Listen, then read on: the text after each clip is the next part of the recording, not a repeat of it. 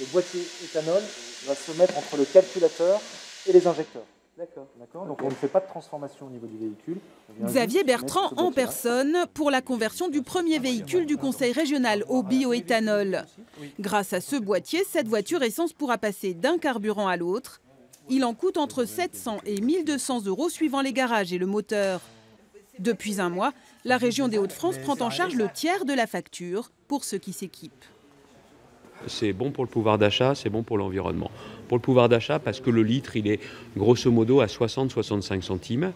Et on sait pertinemment que dans les années qui viennent, ça va augmenter 2 à 3 fois moins que le diesel et l'essence. Côté environnement, le bioéthanol génère 2 fois moins de gaz à effet de serre et permet de réduire de 90% les émissions de particules fines.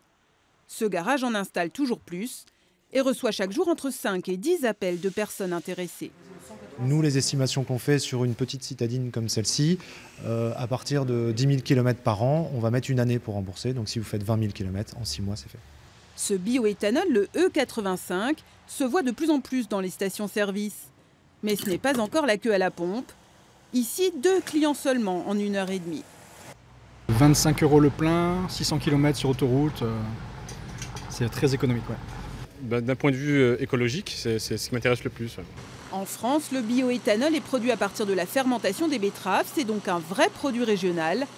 Les 2e et 3e générations le seront avec des déchets agricoles, puis des algues.